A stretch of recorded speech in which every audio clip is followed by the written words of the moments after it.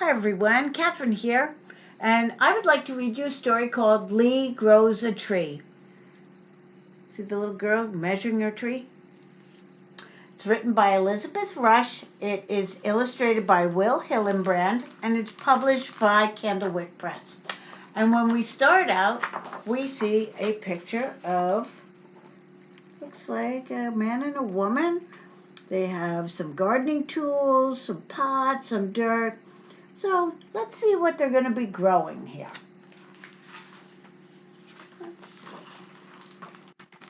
Ah, look at that nice picture. One spring morning, little Z Cooper arrived in the world.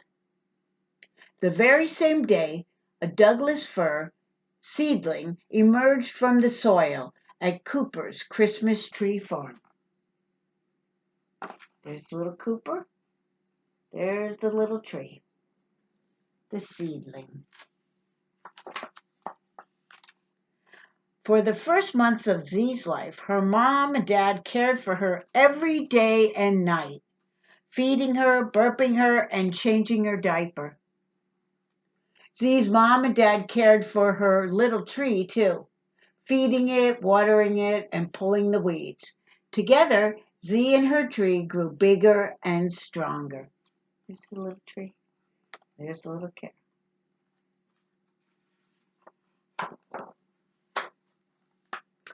After just a few years, Z was ready to start preschool, and her tree was ready to start life outside the nursery.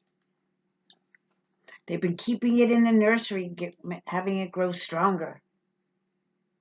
At school, Z made new friends and learned her ABCs. In the field, her tree met new critters and experienced how the weather changed from day to day. Z took good care of her tree, and its roots stretched deep into the ground. Oh, in the first year of a Douglas fir's life, most of the changes happen underground in the roots, which spread down and outward to absorb water and nutrients. That's why it looks so tiny, even though it's couple years old, because it's growing underneath. Wow, that's pretty interesting. On Z's fourth birthday, her father marked her height on the kitchen doorway. Z was shorter than the other kids in her class. Don't worry, her father said. Everyone grows at different rates. Z measured her tree's height. It was also smaller than the others. She stroked the whirl of branches.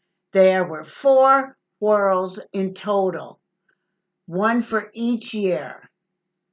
Don't worry, she said. Everyone grows at different rates. Humans grow fast for the first few years, after which their rate of growth slows. Douglas fir trees tend to grow faster and faster each year.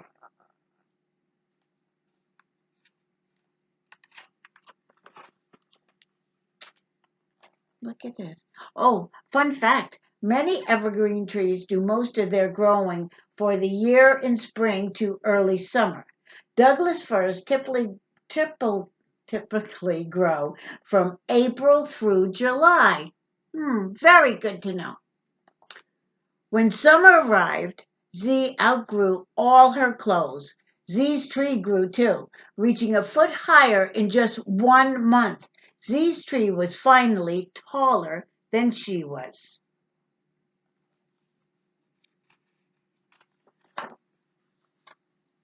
The following fall, when Z started kindergarten, she got a whole new look. Grown-up look. Her tree was looking pretty spiffy too. Yeah. And in first grade, Z learned all kinds of exciting new things: how to add big numbers, how to draw a castle, and how to juggle a soccer ball. Look at me, she said to her tree. When a heavy bird snapped off the top of Z's tree, the tree learned something new too: how to turn a branch into a new treetop. See that? Snap that right off. When the top of a Douglas fir tree is missing because it breaks or has been trimmed off, another branch grows up toward the sky to become the new top. The branch is called the leader. So that would be right here. Oh, I love this book. So many facts. In second grade, Z lost 3 teeth, one right after the other. A few weeks later, 3 new teeth poked through her gums. In May, new buds burst forth at the top of Z's tree and started growing branches. Look at that. She's painting a picture of her tree. And you know what? Unlike people whose entire bodies lengthen when they grow, Douglas fir trees lengthen only from the top and the roots, so the middle stays the same. Later that spring, it got hot. Really, really hot. It was the hottest, driest spring anyone could remember. Z noticed that her tree looked pale, with thin, scraggly branches. She studied her tree up close. Big patches of needles had turned dry and brown. "You don't feel well, do you?" she said, stroking the brittle branches. See? Z grabbed a watering can and poured water around the parched tree. She fanned it and spread ice cubes on the ground around its trunk. "It's the heat," Z whispered. "Don't worry, I'll take care of you." If a heat wave or drought hits in the spring, Douglas firs can suffer from heat stress, which dries and darkens their needles. There is no treatment, but most trees do recover. Douglas firs on farms are usually not watered. Like trees in the wild, they depend on rain. But during a severe drought, some farmers take extra measures to get water to their plants. Look at this.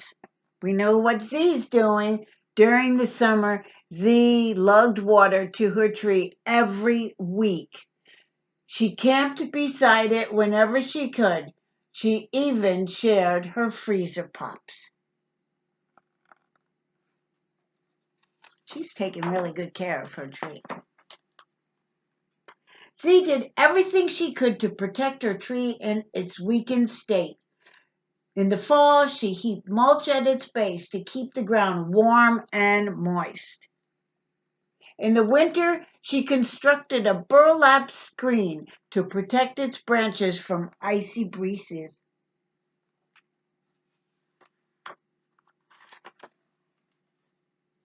That spring, Z celebrated her 8th birthday by unwrapping the burlap from her tree. It was still shorter and scragglier than the other trees, but it stood strong. "You made it," she whispered. Made it through the winter. Z fed her tree. As the weeks passed, the tree grew and turned a deep, rich green. She caressed its soft new needles. "You're getting healthier every day," she said. The summer sun warmed Z's back as she trimmed the last few scraggly branches and sheared the sides of her tree. "Look at you," she said. "You're the most beautiful tree on the farm."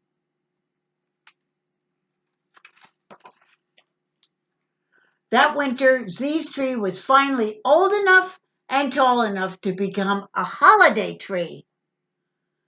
After 7 or 8 years, a Douglas fir reaches between 6 and 8 feet tall, the perfect height for most Christmas trees. Her tree.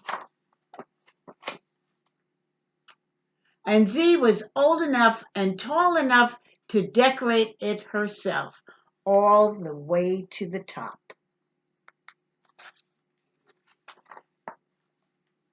And this shows you here the index of the nutrients, the pruning, the diseases. It tells you the pages so you can find out information about the Douglas fir. Um, more information and further reading if you want. And I was so glad at the end to see that her tree only did become a Christmas holiday tree, but it became her tree, not to be sold. Her tree forever. So I hope you liked that story. I really enjoyed it. And I'll be reading to you again soon. Have a wonderful day.